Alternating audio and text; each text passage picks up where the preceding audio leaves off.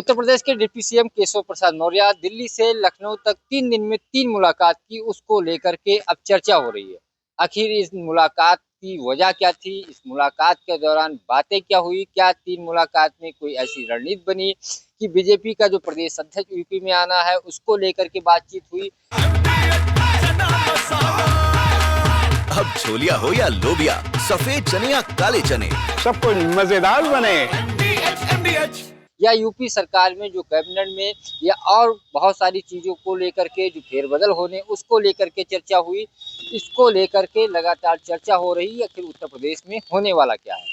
आपको बता दूं, केशव प्रसाद मौर्य 2017 में प्रदेश अध्यक्ष थे और एक बार फिर से यूपी प्रदेश अध्यक्ष को लेकर के खोजबीन शुरू हो गई है। हालांकि ये प्रक्रिया लंबे समय तक चल रही है, लेकिन अब अंतिम चरण है, जल्दी ही यूपी बीजेपी का अध्यक्ष मिलेगा।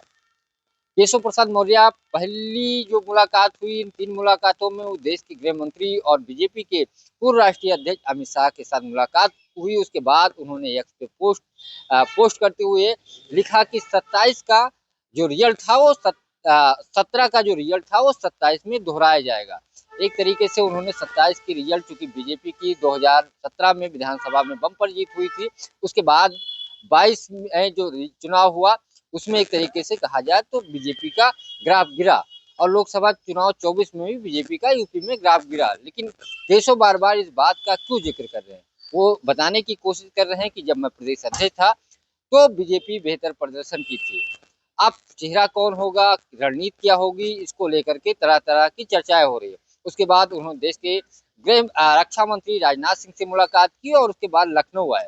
लखनऊ में राजनाथ सिंह का जन्मदिन मनाया और जन्मदिन जब मनाया गया तो मंच पे कई ऐसे चेहरे थे जो और नहीं थे, उनको लेकर के भी चर्चा हो रही। जन्मदिन जब मनाया गया तो deputy CM Keshav Prasad Maurya, deputy CM Brajesh Pathak, प्रदेश अध्यक्ष भूपेंद्र चौधरी और राजनाथ सिंह के बेटे, राजनाथ सिंह का चूंकि जन्मदिन था और राजनाथ सिंह के बेटे जो नोएडा से विधायक हैं पंकज सिंह थे। हालांकि मंच पे एक किनारे महेंद्र सिंह भी नजर आ रहे हैं। इसको लेकर के भी चर्चा हो रही है, लेकिन चर्चा इस बात की सबसे ज्यादा हो रही है कि आखिर बात केशव प्रसाद मौर्य ने दिल्ली में क्या की। और आज अभी थोड़ी देर के पहले उत्तर प्रदेश के राज्यपाल आनंदीबेन पटेल से भी केशव प्रसाद मौर्य ने मुलाकात की। ये पहली बार मुलाकात नहीं है, ऐसा नहीं है कि पहली बार मुलाकात किए हैं, कुछ बड़ा उलटफेर होने वाला है।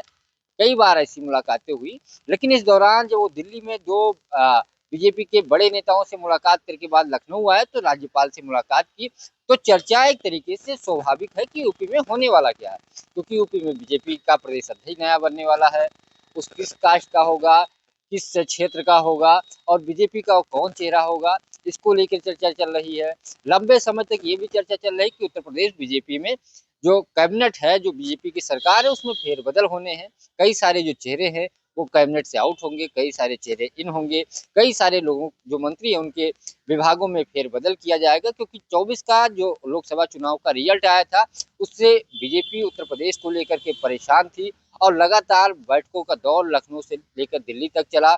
इस यूपी के जो रिजल्ट था लोकसभा का, उससे यूपी के नेताओं के प्रति दिल्ली के जो नेता थे वो एक तरीके से कहा जाए तो उन्होंने यूपी में जो हार हुई वो आपसी गुटबाजी और कई सारी चीजों को लेकर के उन्होंने यूपी के बीजेपी नेताओं को नसीहत दी। हालांकि सरकार के लोगों को भी नसीहत दी और बाकायदा यूपी बीजेपी ने एक रिपोर्ट बना के दी चुनाव किस वजह से हारे। अधिकारी सुन नहीं रहे थे, कार्यकर्ताओं की मदद नहीं हो सकती थी, गुटबाजी हो रही थी, इन सब चीजों को लेकर के बिंदुवार चीजें थी। इसके बाद कई राउंड बैठकें हुई।